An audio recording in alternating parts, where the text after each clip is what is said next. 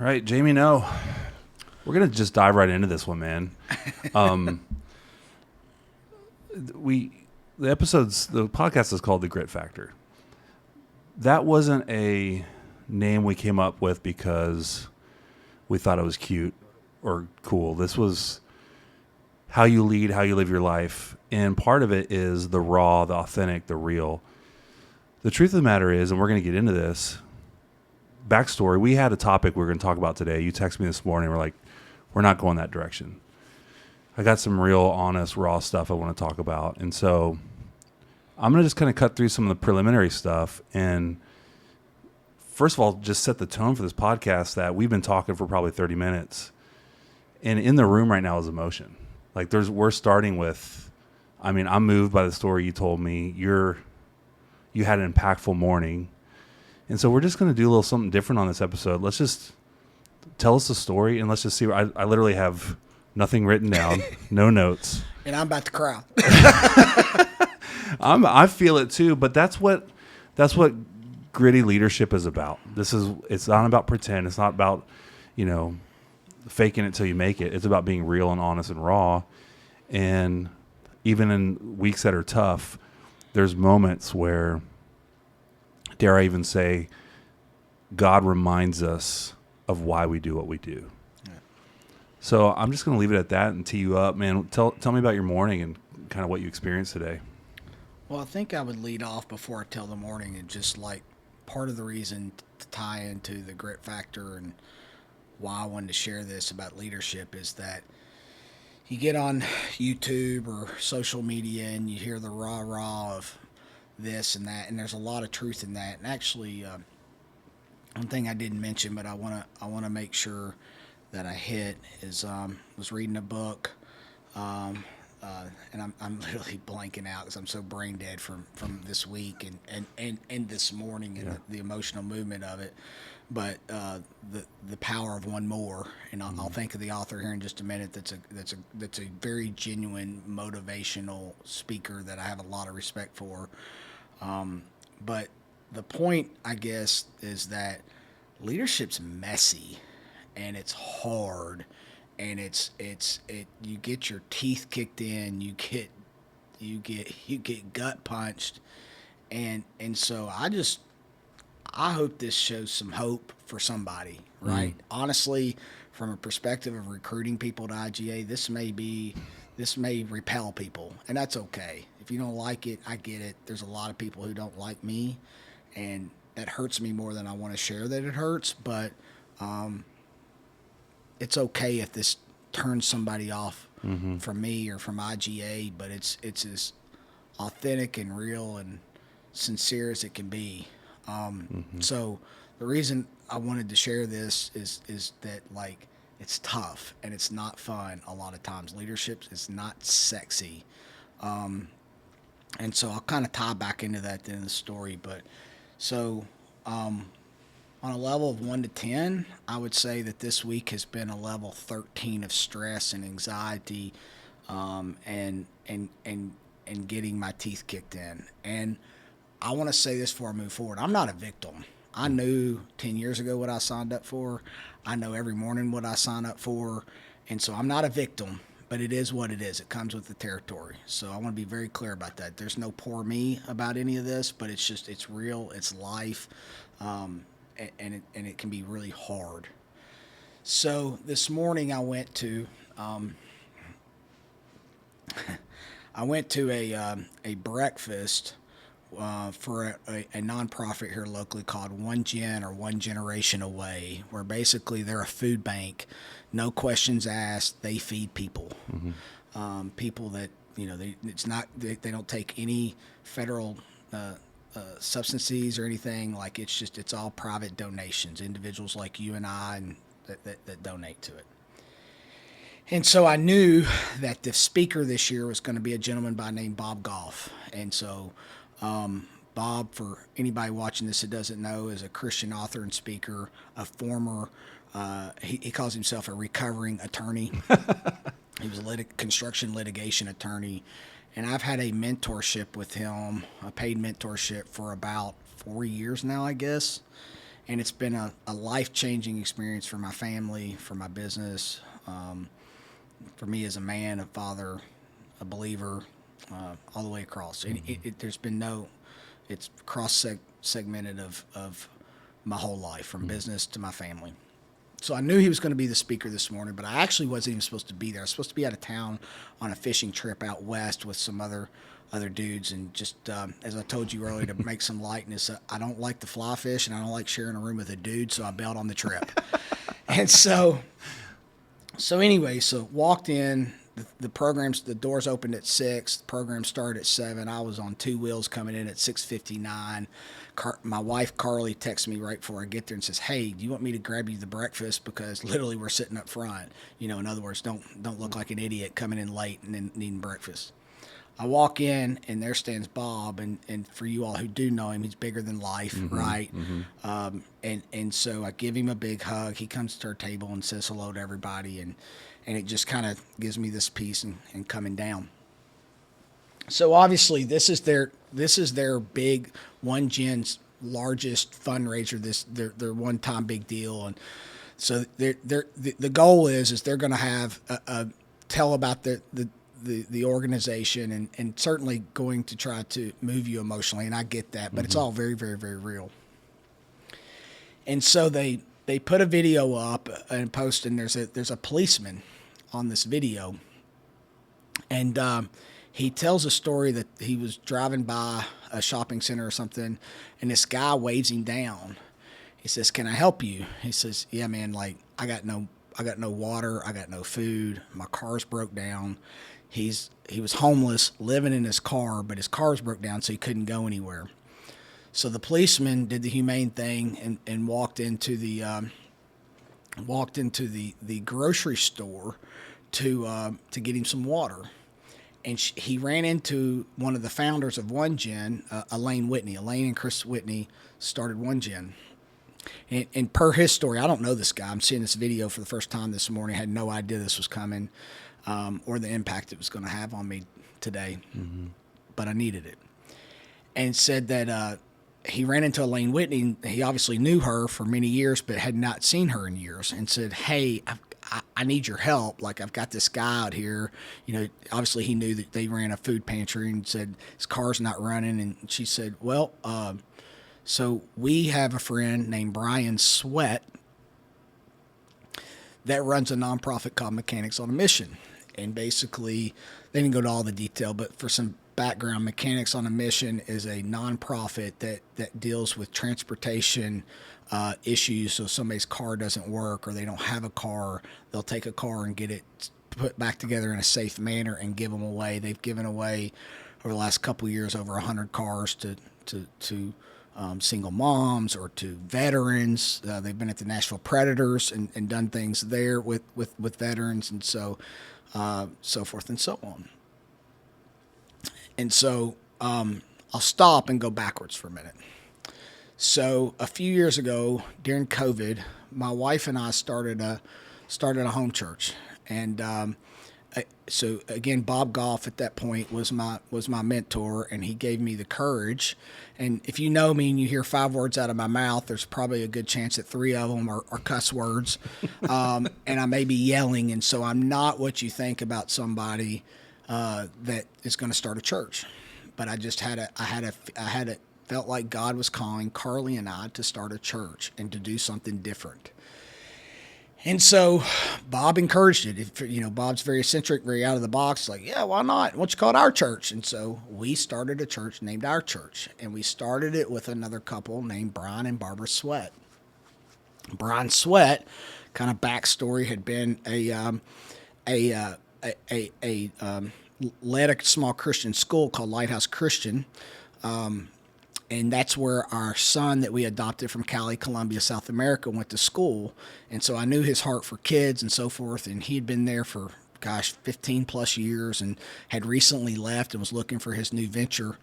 And I said, "Hey, man, let's start this church together." And he was very reluctant. His dad and I think his brother both are ministers, and he never looked at himself. He was always in ministry, but never as a preacher. But anyways, talked him into doing that, and so we started this church, our church. And so the cool thing at that time was that every dollar that anybody donated to that church, 100% of it went back out the door to missions. It was very much to be the hands and feet of Jesus.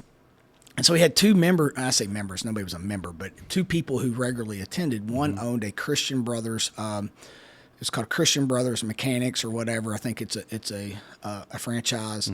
And then another guy was a manager, a regional manager for a place called Tire World in Murfreesboro, Tennessee.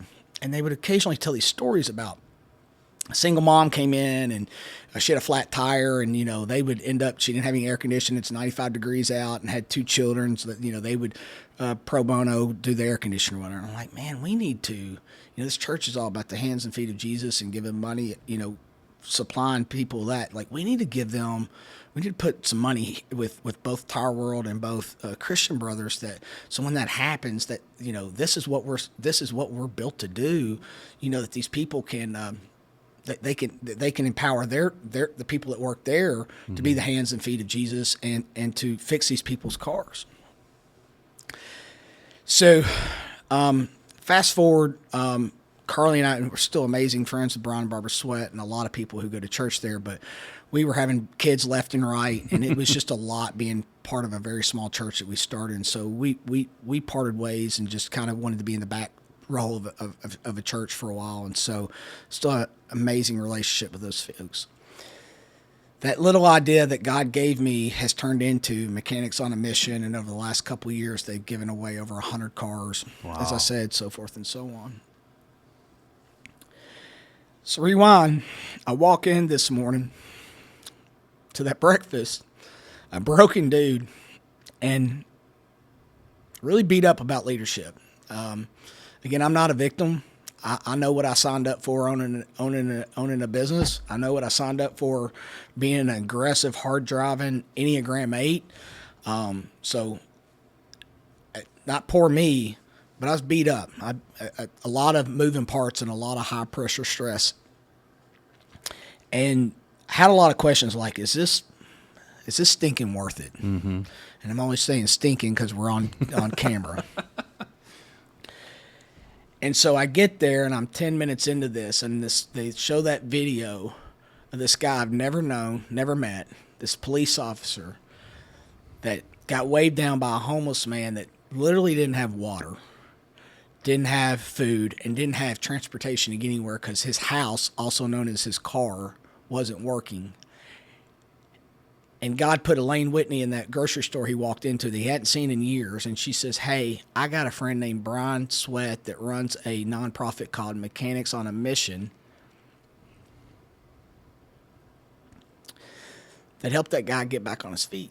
The irony of all this is, kind of full circle this, even into you and I doing this podcast, is Bob Goff was the guy who gave me the courage to start the church and to have to do that. And our church is the reason Mechanics was God's idea through me, was the idea behind Mechanics on a Mission. In fact, Mechanics on a Mission isn't in its own 501(c)(3). It's still a DBA doing business as under our church. And so the guy that gave me the courage ended up being the speaker today and talked about the policeman that did that and tied full circle. And I said, okay, God, I get it. Yeah.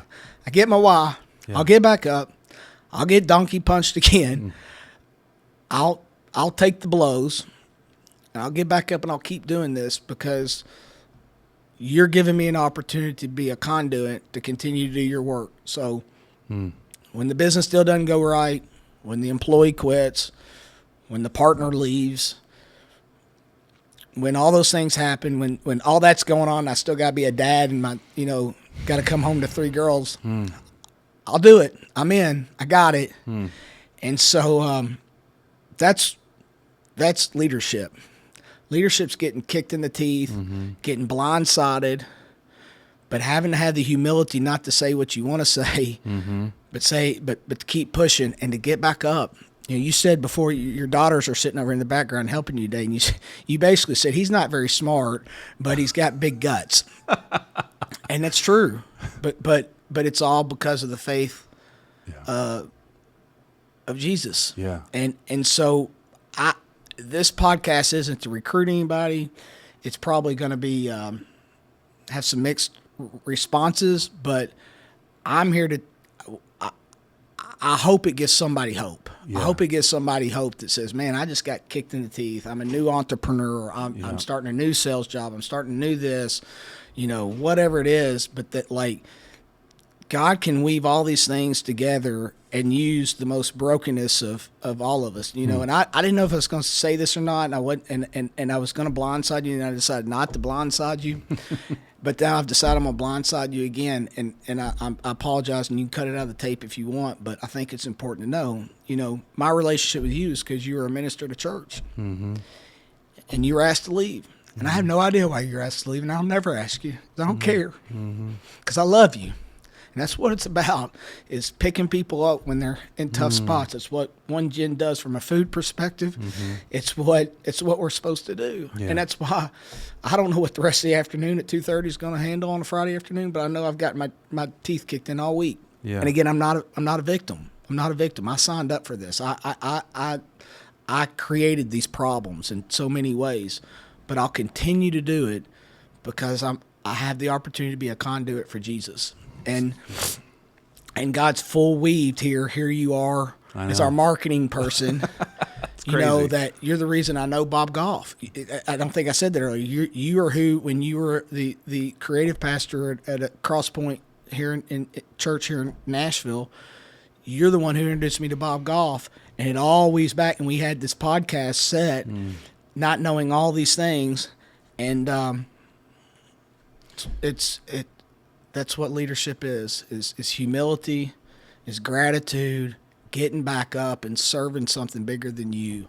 And I don't know. Maybe we don't need to put this online, but it needed to be told to somebody. I needed to hear it today, and I guarantee you there's so many people listening or watching right now that need to hear it, because you said earlier, we're broken people. We're humans. Every human is broken, and we live in a culture that glamorizes strength and leadership, and this is what it looks like you said earlier. We see posts, we scroll through Instagram, and everyone's telling you how they did it and how to do it and whatever.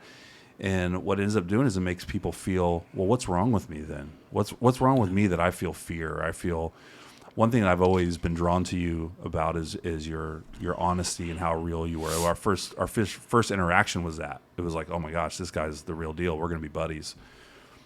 But hearing you say this today, for me, it gives me hope. And it's like, what hope? He just told you how he was struggling, whatever. It gives me hope because there's so much going on that's bigger than us. 100%. There's so much going on that we don't see. And so many times for me, I struggle with control. I'm a big control guy. So I'm just like, if I can control the situation, the narrative, it's up to me. I got to carry the pressure, carry the weight. And it's almost like I picture God smiling or smirking and just being like, Drew, when are you going to understand? Yeah. You don't have to have it.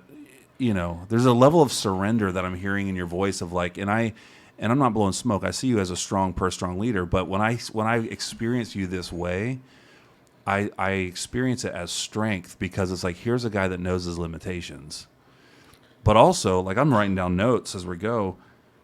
How many little things had to add up for this to happen today? It's unreal. It's unbelievable. And to that point about surrendering, like, yeah, it is surrender. And then you look back and you're like, you're such a dummy because God's delivered so many other times. And then you just, you try to grab that power back and do it and control it yourself. And it's just like, you just get punched and you get punched. Like, when you going to learn, Jamie? When you going to figure this out? And so, I just, there's the Simon Sinek, the book Why and all that, and it's a great book. I encourage people to hear it, but everybody needs to figure out their why, because I'm going to tell you, and you constantly reinvent that, and you forget it, and these things. Like, I wasn't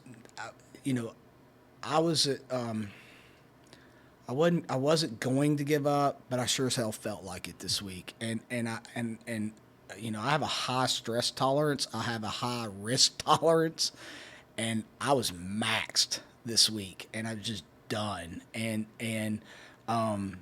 again pulled in at 6:59 on two wheels and just anxiety. I mean, just running in, and here I see Bob Goff that I love, and then this video, and I'm just like, that's unbelievable. And it's like, crazy that we were scheduled to record today. We were scheduled to record today. And this was kind of a last minute thing anyway. Correct. It only got scheduled a couple days ago. I had no idea what we were supposed to talk about, but I text you. I text you right after that. I got out of that breakfast and said, I don't know what the hell we were supposed to talk about, but we're not talking about that. We're going to get real raw and real about leadership today, because I don't know. I hope there's somebody, someplace, somewhere that need to hear that, but I'm not smart enough to put all those details together. What would you say to the person that's listening or watching that's struggling right now with their why? So you have one. You might have lost sight of it a little bit this week, but you were reminded of it in a really beautiful way. But for some people who are like, man, I'm out here grinding. I'm trying to be gritty. I'm trying to work hard. I'm trying to whatever. I'm trying to close the deal. And they're just struggling with depression, lacking motivation. How do you encourage us in this moment to find that why? I think it takes a village, right? Like, I've always been open about my mental health. I fight depression. Never been diagnosed, but I'm 99% sure I'm dyslexic. I'm damn sure ADHD.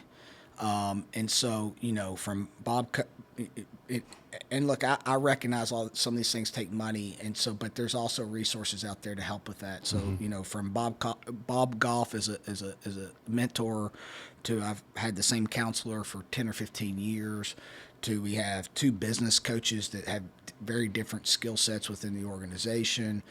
Obviously, my wife, and so it takes a village, and everybody. I have a real close friend that's a really good dude, but he's in a position, and I'll try to very much protect his identity, but in a position that it's supposed to make sure it looks like everything's put together. Mm-hmm. And I don't live close to him. We're geographically very far apart, and so he reached out to me a few months ago, and he was broken. And I was like, dude, you need to go see my counselor. And so, even though it's remote, I hooked him up with my counselor, and so I say that to say, like, don't try to do this alone. Like, I don't know how to tell you how to figure out your why, but if you have enough people that surround you in the village, whether it's get somebody that's trained on the mental brain, get somebody that you respect in a personal, spiritual way, get somebody you respect from a business perspective, and listen and take all those contexts in. And then, whether you're Christian or something else, I obviously am, and I talk about Jesus a lot, but if whatever it is for you, I'm not trying to shame you about you. Jesus, whatever that is for you, take some time to process and figure out after you hear those opinions, and try to pull it together to think about what your why is. But don't go alone. Mm-hmm. Everybody, your worst enemy is being alone about it and being quiet about it. Isolation. Isolation, and letting the enemy think that, they've got control of that. Yeah. Like, talk to people about it. One other thing I wanted to get your take on, and we don't have to belabor this because I think this has been so powerful, but one thing that jumped out to me is you're talking about you starting this church and taking this risk to start this church, and it's out of character for you and all these different things, right? The theme that came up for me is, man, pay attention to what God may have you do, or maybe it's, again, not to interject our faith, but maybe it's just what you feel like you're being drawn into for a season. Trust your gut, because people might have looked at that and be like, what's Jamie doing starting a church? Oh, it's wacky. Well, even like, okay, because I was in church. You start a church, and the goal, which it was never your goal, but a lot of churches go, let's build a mega church, let's build whatever. Yeah. Well, you did that for a season and then felt like, hey, I need to step back. And so it'd be easy for other people to say, well, what was that all about? Yeah. Well, here we are down the road, and God did a lot of great things through your church, but at the same time, well, and the church is still going. Two things I would say about that. And I had a coworker decide that IGA wasn't the best place for them, and we worked out a good exit strategy for them. And it was the same thing when we left the church. Is like, endings don't have to be bad, right? They don't have to be ugly. They don't have to be messy. Like, you can, communicate and work through those things. I mean, truly, Brian and Barbara Sweat were who started the church with us. Like, I'm still great friends with them, right? Mm-hmm. Like I sent them a text after the dang like and articulated this story, the short version of the story, and so like those things don't have to be messy. Like Right. you can have separation of that. It just that it was our season was to start that and Right. create an opportunity. Right. Like I have nothing to do with Mechanics on a Mission now. They have taken that. It was God's idea that He funneled conduited through me, but like they've scaled that thing. I Right. don't take any of the success of that, but I was supposed to be there for that season to open that door to create.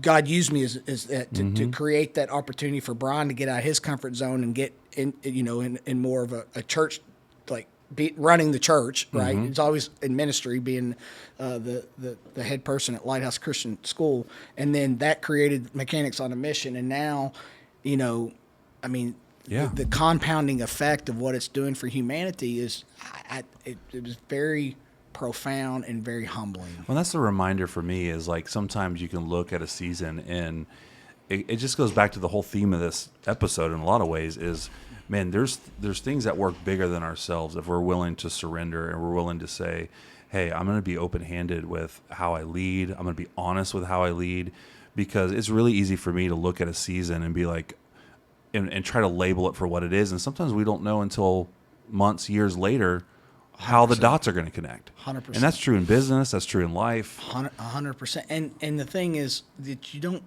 look. I referenced it earlier. I'm not that smart of a guy. I'm sincerely not that smart of a guy. I'm probably the most broken human in the world.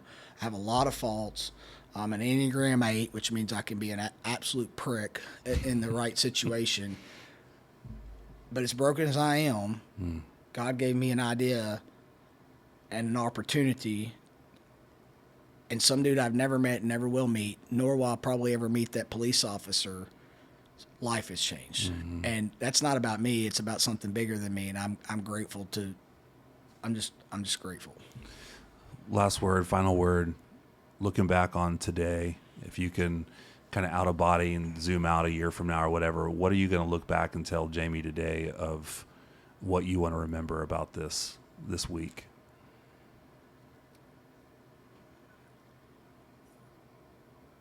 That it's bigger than me. That IGA was created for an opportunity to create opportunities internally for our coworkers and our investors and our clients, but it's also creating opportunities that I'll never see in my lifetime, and that when things get tough and things don't go my way and I feel defeated, that I've got to refocus on the why, because this IGA was created as a conduit to create opportunities for the kingdom of Jesus.